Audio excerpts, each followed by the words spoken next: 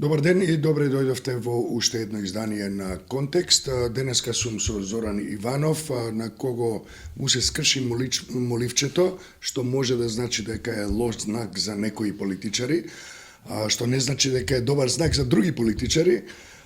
И исто така, човекот кој многумина што ќе не гледаат, ќе се сетат дека всушност зборуваме за радио човек. Направивме една убава средба на тема радио, Меѓународниот ден на радиото, и не го направивме тоа уште еднаш оваа година, но ти го честитам со задоцнување Меѓународниот ден на радиото. Ќе дојде друг ден, да.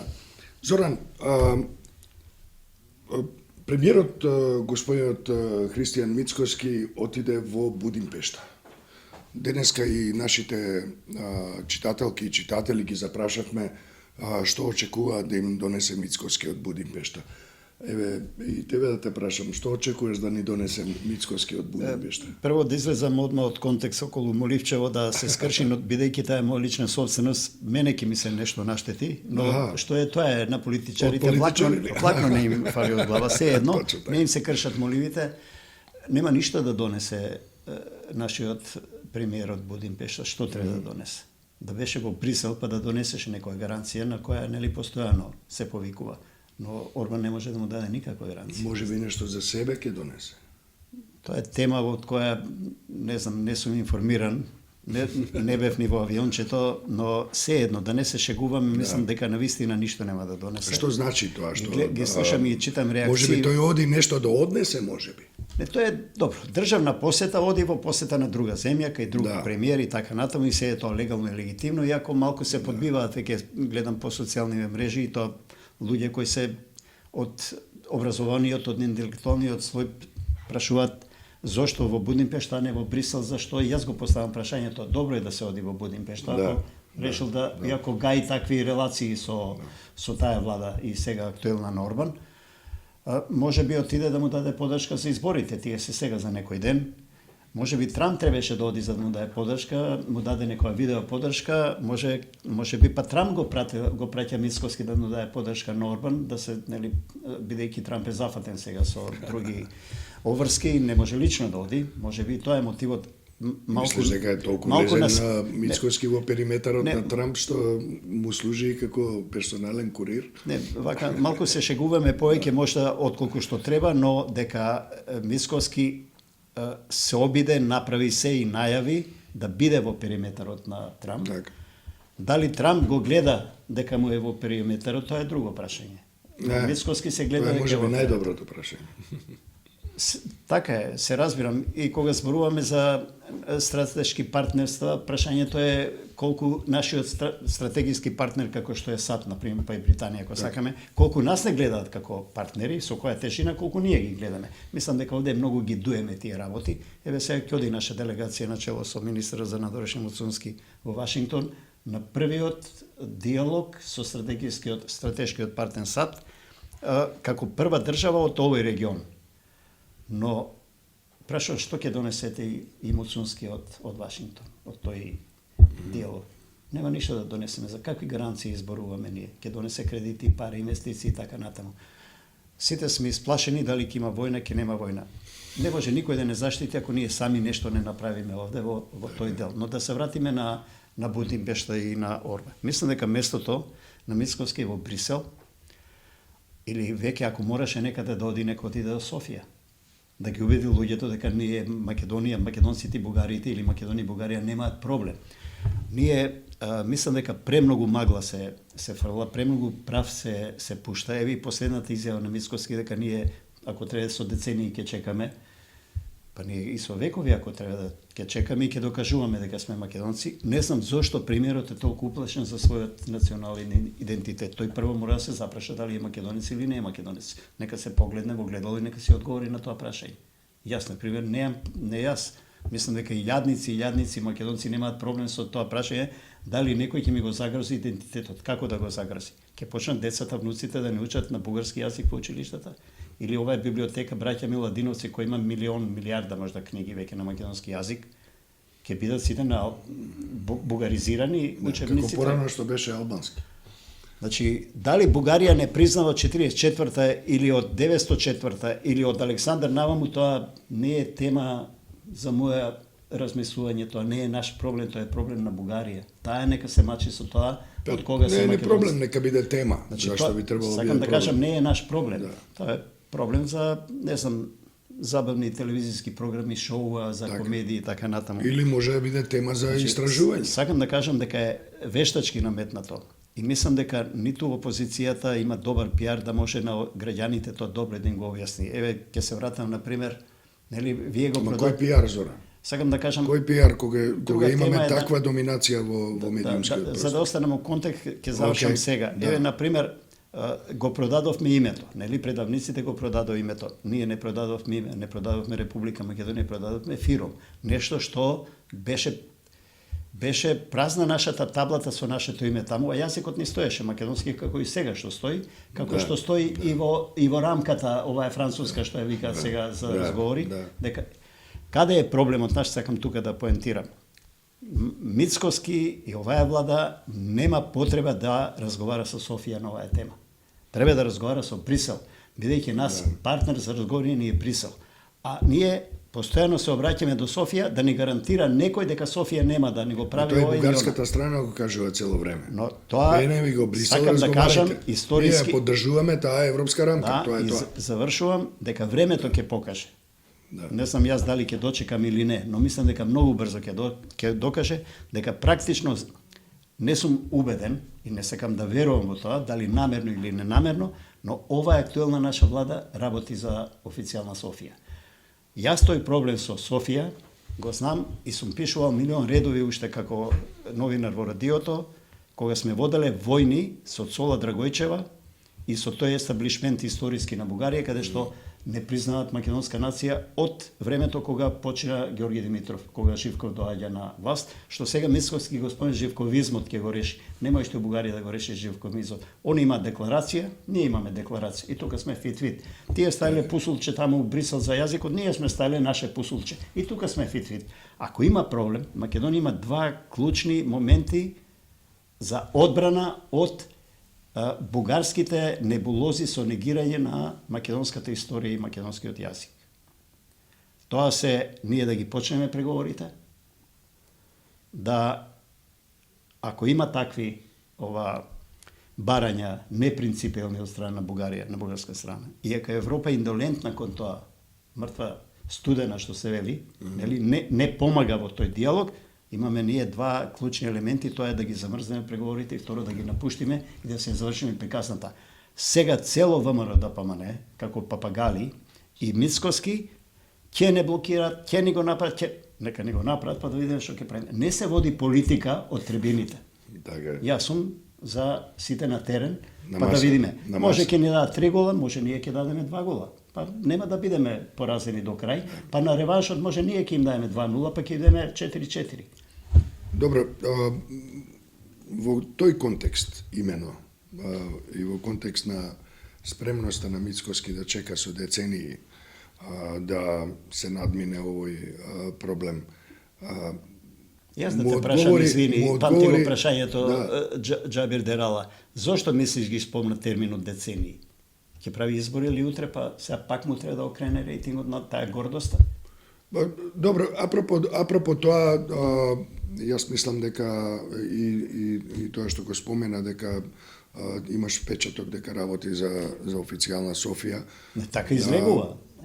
Јас мислам дека е поблиску една друга опција, дека работи за еден друг центар на моќта, малку поисточно од Софија и малку поголем и помоќен од Софија.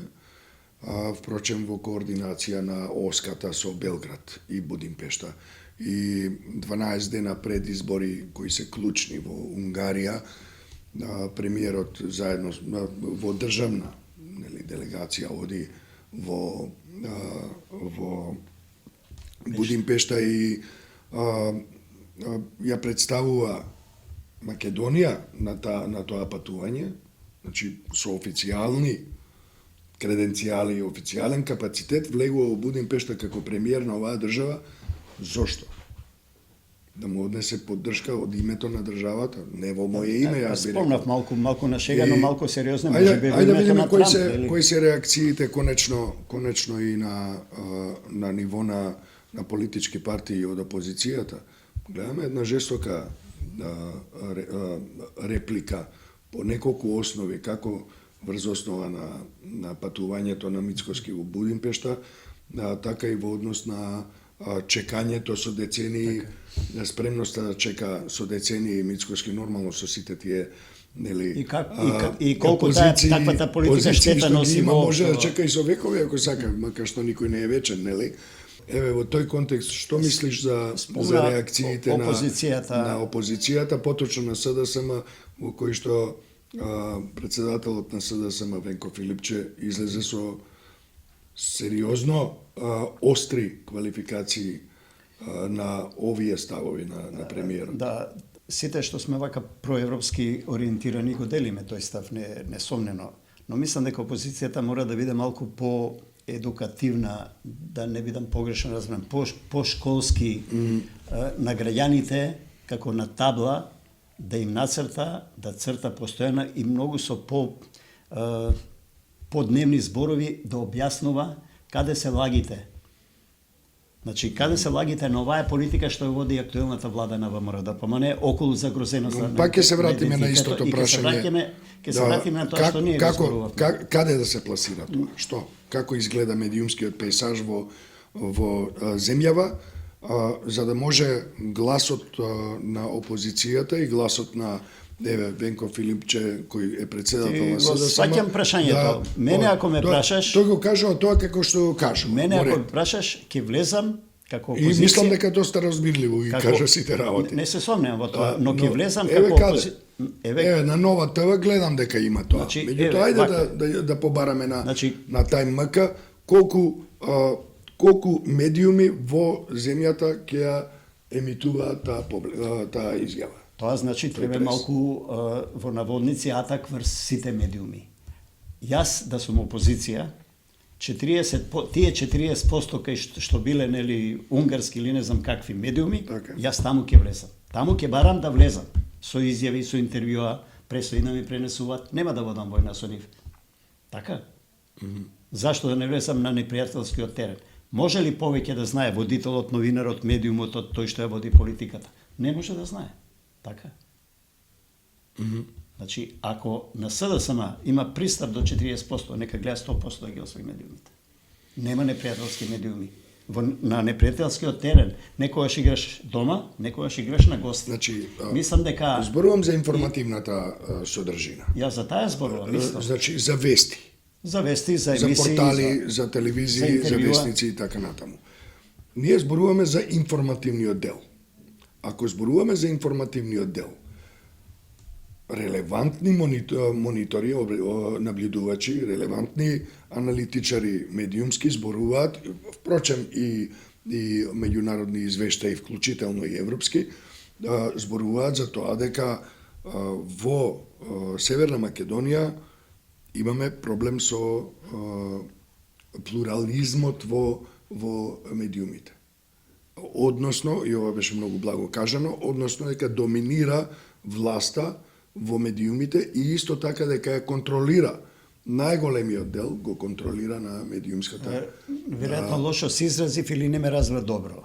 Тоа е едната работа, само уште една реченица. Тоа е едната работа.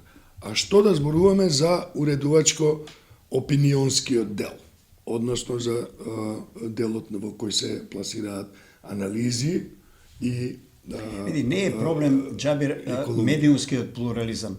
Проблем е неновинарството во медиумите за кој јас што немаат, значи програми што немаат врска со новинарство, имаат врска со политички кампањи, со пропаганди, очигледно креирани во партиски штаб. И тоа тие не го кријат и го признаваат. Значи ти кој ќе видиш како водител поставува прашање или форсира некоја тема кога да слушаш премиерот да збори. Сечат парчиња од твоја изјава, на пример, од не знам од некој од опозиција, го пуштаат и го коментираат, нели? И сега тоа се слуша во јавноста. Јас ќе побарам јас да влезам таму и да објаснам тоа што тој е. Па нека се соочи со ненаводителот. Во таа смисла мислам дека СДСМ или било која опозиција треба да го освојува условно непријателскиот терен. Дали е тоа возможно, Зоран? Па беа поканети неколку пати, но вика не одиме во такви медиуми. Тоа не е мој став. Но ако така реши го партијата, нека туркате и натаму. Но јас не би испушил ни една национална телевизија. Што ме вика ќе одам. Ти како opinion maker. Зашто? Овие ставови не ги кријам. Ти како opinion maker, некој што креира мислење. Дали мислиш дека има доволно такви луѓе како тебе да ги поддржат проевропските ставови кои и вредности кои еве гледаме како конечно и многу решително, Молкот на интелигенцијата тоа е катастрофа. Еден дел од политичките партии, во случајов и во овој контекст СДСМ и Венко Филипче, да ги промовираат. Значи, едно е политичка партија да промовира нешто, меѓутоа што со јавните интелектуалци, што со медиумите? Тоа е македонска нема да употребам грд збор ако кажам дека тоа е македонска катастрофа со македонската интелигенција, со една плејада македонски професори на милионте факултети колку веќе ги имаме, што молчат, не одговараат. Овие во Стопанската комора, таму кога да лежат антиевропските, нели? Ние овде ќе водиме битки, ајде у Европа. Да. Ќе разобличуваме загрозен идентитет што не постои теми, нели? Политиката наметнува стравови. Јас и ти не знам уште колку грст луѓе во Македонија ќе се борат да докажат дека тоа не е така, дека тоа не може да ти смени никој идентитет, историја и така натаму. Историските настани се замрзнати во времето. Може да ги гледаш ти вака, јас онака. И тука има полемики, има и меѓународни историчари, така натаму институти. Значи тоа не може да се смени дека за време на Втора светска војна Бугарија била определена за Хитлер, за фашизмот во тие години.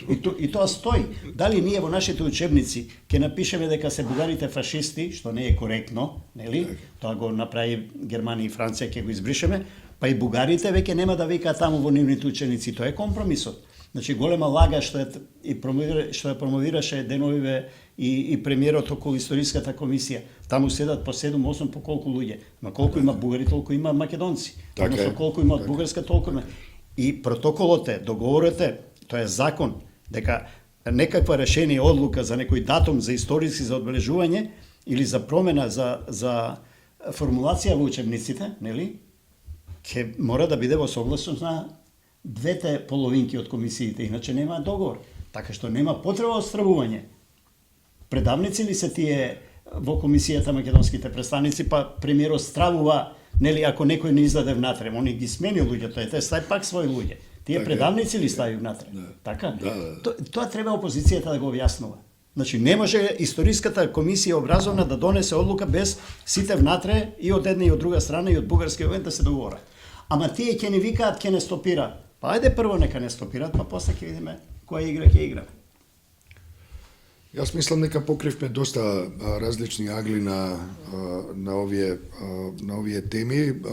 Се надевам дека и нашите сограѓанки и сограѓани, нашите гледачи ќе имаат што да кажат во врска со тоа, па ве поканувам и во коментарите на оваа објава да го кажете своето мислење.